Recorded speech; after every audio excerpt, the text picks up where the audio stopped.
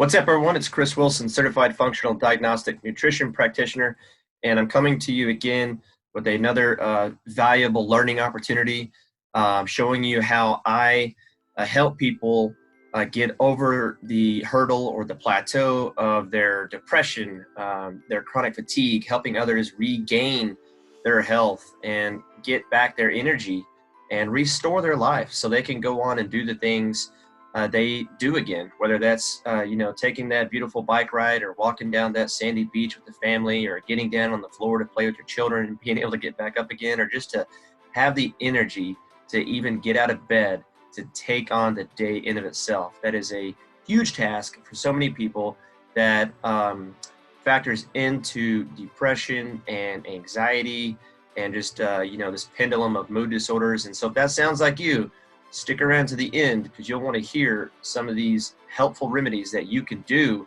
and take your health into control or regain control of your own health and just become a CEO, really, a master of your own health. And this is going to be an excellent video. I'm going to share some presentation slides here that I had put together for this small presentation or Facebook Live. I find this to be pretty valuable when it comes to helping you guys to see visually what I'm talking about. And I'm waiting for this to go into presentation mode. Here we are. Let me move my camera up here. So the secret behind the thyroid from a functional perspective, I've gotten a lot of training through my two schools, Functional Medicine University and Functional Diagnostic Nutrition, on the thyroid, on thyroid health, and how really this little gland that sits right behind the Adam's apple is like the master thermometer of our body. And I want to show you guys a really good book, actually, that I think will help you. Let me stop the screen share for a moment. So this is the root cause, Hashimoto's thyroiditis. This is by Dr. Isabella Wentz. It's a great book, very in-depth, talks a lot about thyroid disorders, particularly Hashimoto's. And so let's go back here, start this presentation for you. And so Christopher Wilson, that's my name. I'm a functional diagnostic nutrition practitioner. I'm receiving training, about to get my certification as a functional medicine practitioner as well. And I just became Tier 1 certified through Dr. Osborne's gluten-free practitioner program. I'm listed on his website as one of the practitioners there at glutenology.com. Upstreamvitality.com and upstreamvitality@gmail.com is how you can get in touch with me. And then that's my personal Facebook page there, despite the the name Life Longevity Nutrition, because that's what I try to post about is my life, how to live long and happy, and nutrition. I've got my good green tea here. And I hope that you all are having a blessed day. Please share this video.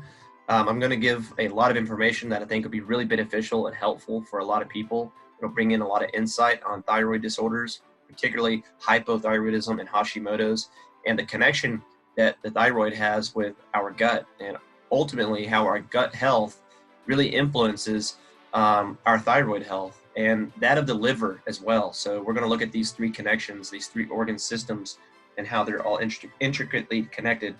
If you stick around to the end, I'll show you some of my favorite supplements that I like to use to help modulate the stress response, to keep me calm, and to supplement myself with the best available nutrients for just overall health. That is thyroid health, liver support, and gut health. So let's begin and let's talk about the thyroid functions and dysfunctions. So as you can see, there are many functions of the thyroid, and in this picture you can see where the thyroid is actually located right there behind the Adam's apple in the neck. And it's considered the master metabolic function or thermostat throughout the entire body because it controls metabolism at a cellular level. And that's why oftentimes people gain weight whenever they have a thyroid disorder. And we're going to talk about some of the treatments, although I don't treat specifically, but I look at the healing opportunities based upon a person's lab results that I can showcase them how to heal themselves without medication, but using natural supplements and alternative holistic perspectives in this area, because most doctors just aren't trained to look at health in a holistic perspective. They don't really, they like to isolate organs and systems individually, as opposed to looking at the entire interconnected process of systems thinking. So let's talk about some of the driving influences here that our thyroid gland does. Okay, so these are just some of the physiological functions of our thyroid gland. So you can see in all these boxes, this is what our thyroid actually controls. It regulates our body temperature. So, you know, when you go outside, it's really cold, it uses the metabolism of your body to help regulate the temperature, to increase or decrease your body temperature. So bone health, hormone metabolism, glucose metabolism, so that's a sugar balance in your body called glucose, nutrient absorption, digestion, and intestinal motility. So you might see a lot of people, or yourself might experience this, that when you have a hypothyroidism or even an autoimmune condition like Hashimoto's, you might be dealing with constipation and sometimes diarrhea too. You know, what's unique about Hashimoto's is it can actually swing between both hypo and hyperthyroidism, and a lot of the symptoms can manifest itself between those two conditions. We see liver function and detoxification. We also see aging. So this is aging at a cellular level and advanced glycation end products, the breakdown of our cells and accelerating the aging process, cholesterol levels, and fat metabolism. So there's a lot of things. And these slides are slides that I had put together myself. Now this one comes from my school, Functional Diagnostic Nutrition. And I drew this on a Facebook Live earlier in the week or last week, this same chart here up on the dry erase board behind me. And so what we have in the center circle there is metabolic chaos or weak links. And you can see that there's a double-ended arrow that points to different systems of the body. And you can see outside those bubbles, all of these little areas. So if you look at the endocrine function, because that's what we're talking about today, you'll see outside of that bubble, thyroid function. So what is metabolic chaos? Metabolic chaos is really this term that we as functional diagnostic nutrition practitioners have coined in our education process or philosophy of when stress at any level or any influence upon the body left unchecked will eventually lead down the road to metabolic chaos. And wherever your weak links is in the body based upon your genetics, whether that's the liver, whether that's your joints, whether that's your brain, those will all be affected in some form or fashion. So you can see that whenever we have endocrine function or dysfunction, they can either point back to metabolic chaos and then go through over here to carb metabolism and affect things like your sugar balance or imbalance. It can actually affect the eicosanoid modulation, driving up a pro-inflammatory state rather than an anti-inflammatory state, affecting our immune regulation. Now let's go back over here to the endocrine function slide, and you can see that the thyroid function out here, and then we have adrenal stress, sex hormones that can be thrown out of balance. And then if you look up at the neural tissue health, we have quality of sleep and mood. We have motility issues. So there's your constipation and diarrhea. Then we have brain fog and cloudy thinking. So that really goes into a lot of people that experience hypothyroidism, especially autoimmune conditions like Hashimoto's. And there's a hypothalamus pituitary thyroid axis. Now you've probably heard me talk a lot about the hypothyroid or the hypothalamus pituitary adrenal axis, but there's this other axis where the hypothalamus in our brain is the endocrine control system, and it talks to the pituitary gland. And so they're basically on a two-way radio telling each other, hey, you need to send out this hormone, because it's getting feedback from many different things that we're experiencing in our everyday life. And that's really controlled by our limbic system. So what we see and perceive in our everyday world of what we're exposed to. Now that's external. We can also have internal drivers that communicate to this control system that tells our body what hormones to produce. And so there's a lot of things that can really affect and influence our body's production of these hormones. And so a hypothalamus will receive indicators via this negative feedback system, and it loops from the body that metabolism needs to either increase or decrease, and it modulates the amount of thyroid releasing hormone that it sends to the pituitary gland. So now the thyroid also releases, or in response to the hypothalamus, the pituitary sends thyroid stimulating hormone to the actual thyroid gland. So you see that there's this chain of command in communication. And so the thyroid, it also releases T1 and T2 and calcitonin, but these hormones are really not currently considered when evaluating actual thyroid function. So I want to talk about T3, because T3 and T4 is kind of where everybody gets hung up. T3 is the most active form of thyroid hormone and is required by every single cell in the body to drive cellular metabolism. So the problem is, we're going to get into why we have these problems. T4 must be converted into T3 for use by the cells. And so the transport for this to happen, to get the hormone delivered to the cells, so once this is released by the thyroid, T4 and T3 are transported through the bloodstream via thyroid binding globulin. And this is kind of like a bus that really carries the thyroid hormones to their destination. So if you can think of T3 and T4 at the bus stop waiting for this hormone to pick them up, take them to the bloodstream, and deliver them to their proper destination, that's what this single hormone thyroid binding globulin does. And so as long as the thyroid hormones are on the bus, they are what's called bound, and they cannot be used. So they're unable to be used by the cells until they get off of their bus, and that makes them unbound or free. So unbound thyroid hormones are considered free, okay? And those are the ones that are available for metabolic function. So now here's where the part gets really more in depth. And so this is why we see a lot of hypothyroidism cases, or people with Hashimoto's, and it's because of the conversion process. So conversion of T4, which is the inactive form of your thyroid hormone, to T3, which is your active form, takes place in the liver and the GI system, or the GI tract, your gastrointestinal tract, and the peripheral tissues outside of that, so like the lung, but very little takes place there.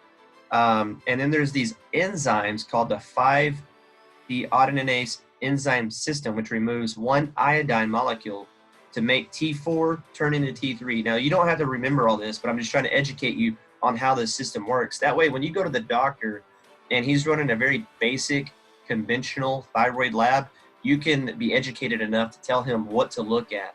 I've been trained by naturopathic Dr. Lisa Pomeroy to help me understand how to look at people's blood work and advanced blood work and thyroid panels to look for functions and dysfunctions within the bodily system, and to help correlate or to warrant the need for further testing to investigate these hidden stressors that we're about to dive into.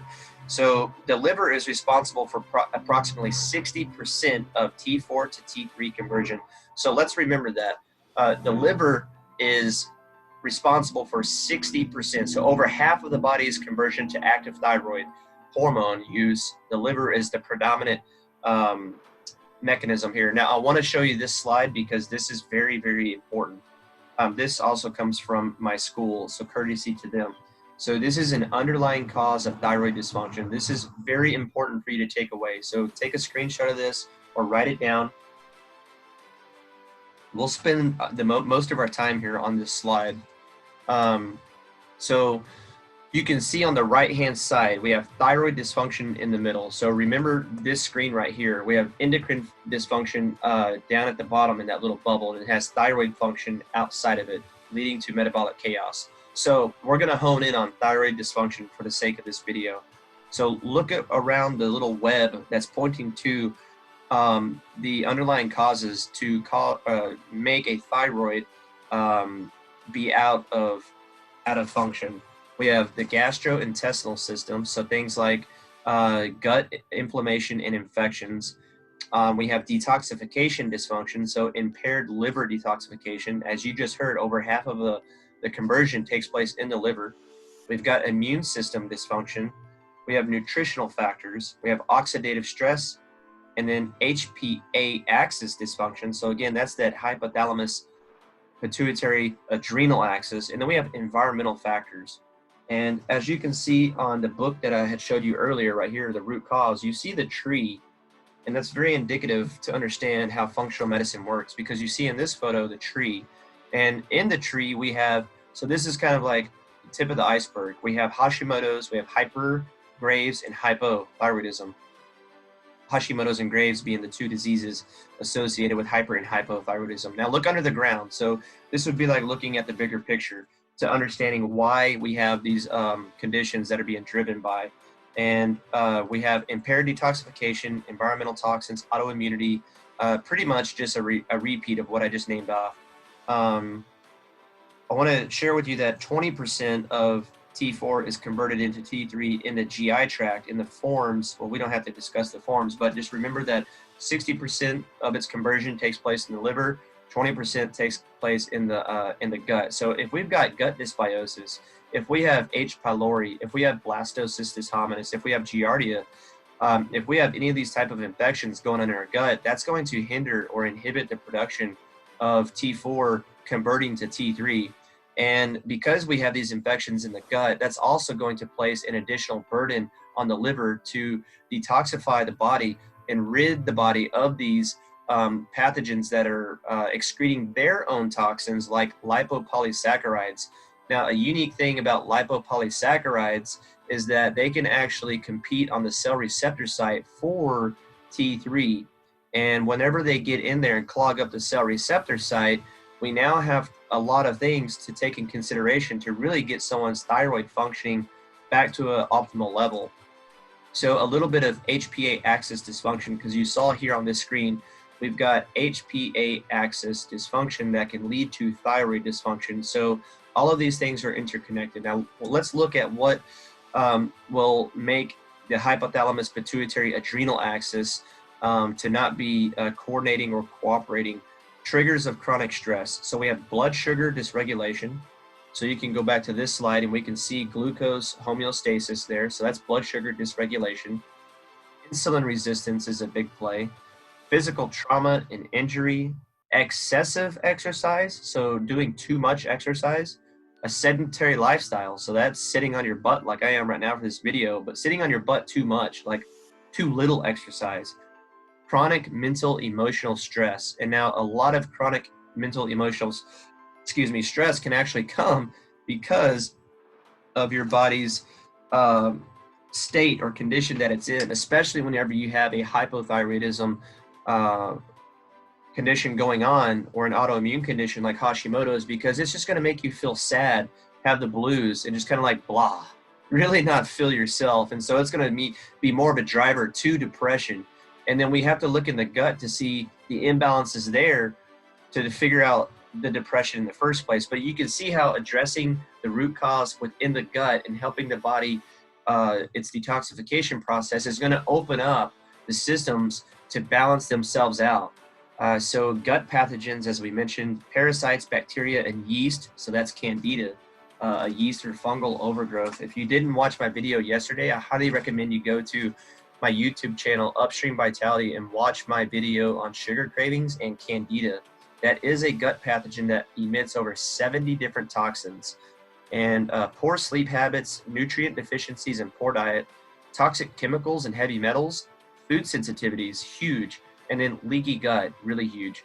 So the top three that I see when testing people in terms when they come to me and they have, it really doesn't matter what condition they have, because the type of the philosophy and the methodology that I teach and how to help people get their lives back, my methods of our Dress for Health Success protocol really has a profound effect on every single cell, tissue, and organ system within the body. So it doesn't matter what a person comes to me labeled as, whether it's ulcerative colitis, whether it's Crohn's, whether it's multiple sclerosis or lupus, or just battling sugar cravings or food addictions or chronic fatigue.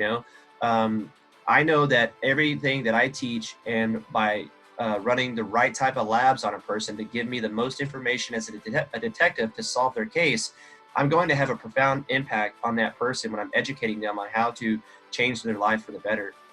But the top three are nutrient deficiencies, stimulating from either a leaky gut or a poor diet or some type of gut pathogen. So that would be number two. And then number three, toxic chemicals. Those three right there are the most common things that I see in people who have chronic diseases or autoimmune conditions.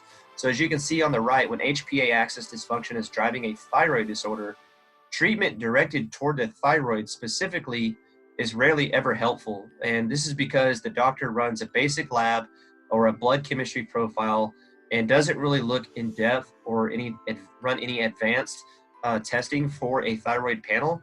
And so he's going to see that your numbers are probably normal or slightly elevated or above the lab ranges or maybe below the lab ranges. And he's going to be like, look, pretty much everything is fine here. They look a little out of balance here. Take this Synthroid, and try it, and we'll see what it does. And then you go back and all he's done is really manipulated the numbers on your lab to get your lab numbers back in range. But he didn't treat you as the person. And you're sitting there living inside your body, feeling the way you feel, depressed, anxious, constipated, or having diarrhea, excessive weight gain, or not even having the ability to lose weight, period. And you're going berserk internally because you're like, doctor, you're a moron, because you are not in my shoes. You do not understand me, the person. And he's just treating the actual lab paper. Well, that's not what I do. I actually help educate, empower, and inspire the person by giving them the right type of lifestyle changes necessary on an individualized program, investigating in areas of diet, rest, exercise, and stress reduction, and a targeted supplemental approach. And so, this is a huge piece to the mainstream medical model where they don't actually address underlying causes. And so that's kind of the end of the presentation here. And I'll go into, let me stop the screen share here, and about to wrap this up. But so this is one that I really love. So not enough of us these days get our organ meats in our diet. So this is a grass-fed, grass-finished New Zealand desiccated bovine organ complex. So we got the liver, the kidney, and the heart from grass-fed New Zealand bovine cattle, and you just get a plethora of the nutrients necessary for the body to fuel and to run at a level. But the catch-22 here is, if you've got gut dysfunction, meaning infections or bacterial overgrowths, you're going to be malabsorbed or malnutritious. You're not going to be able to absorb the necessary nutrients that you need. So it's very important to run comprehensive stool tests to really identify what's going on in the gut before we start wasting our money on supplements. And I like taking this in combination with ashwagandha. Ashwagandha is really good at modulating the stress response. It's an adaptogen, and it's really good at modulating cortisol and DHEA. Cortisol, which we know is an anti-inflammatory, but it can become catabolic when it's floating in the bloodstream for too long under chronic stress conditions. This is actually by Moon Juice, a really awesome product here, and the most active constituents in ashwagandha are the stems and the root, and or the root and the leaf. And so that's what they use in both this and this other product I have by them called Spirit Dust. Why they named it Spirit Dust, I have no idea. But this also has reishi mushroom, ashwagandha, the root and the leaf, astragalus, and these are also really good for boosting the immune system and helping balance the immune system to help calm the inflammatory response, and so that way we're not contributing to this autoimmune condition.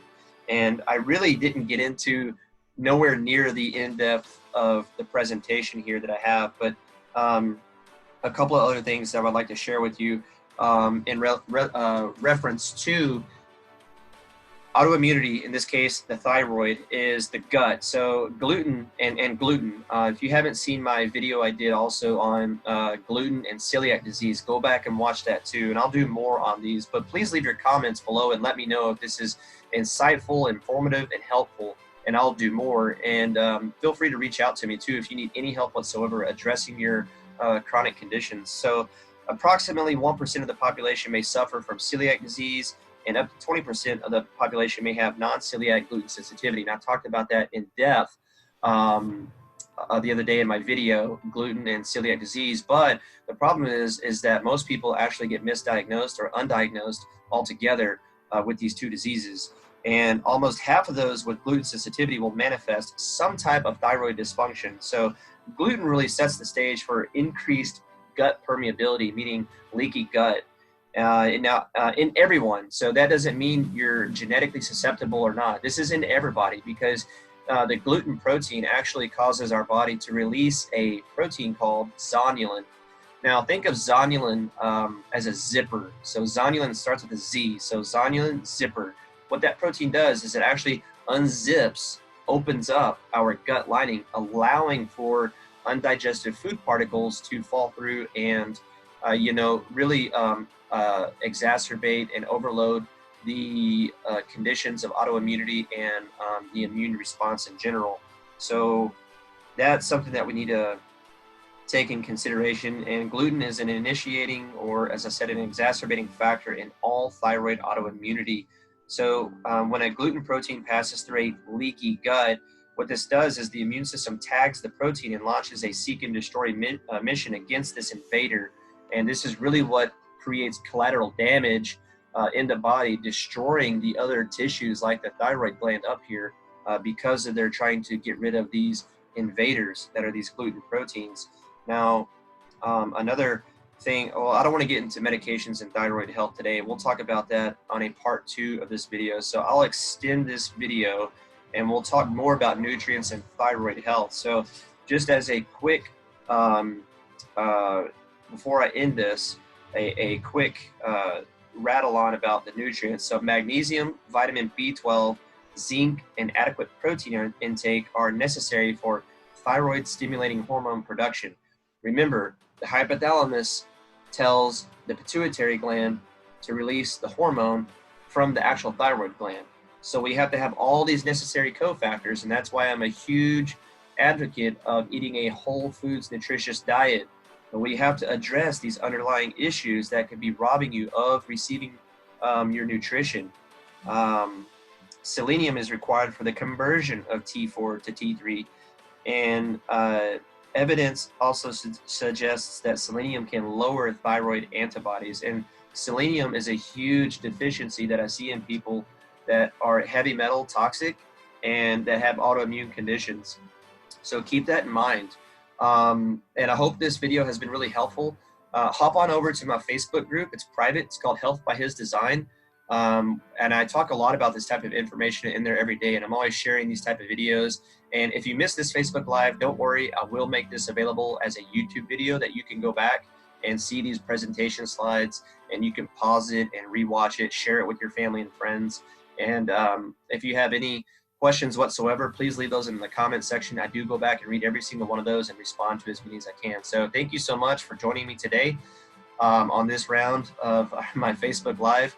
And I hope you have a blessed afternoon. And tomorrow, I don't know if I'll be available at 12:30 at my normal time. I will try my best, but I have an organic acids workshop with Great Plains, so I don't think that I will be available at 12:30. So until the next one, my friends, we will see you again.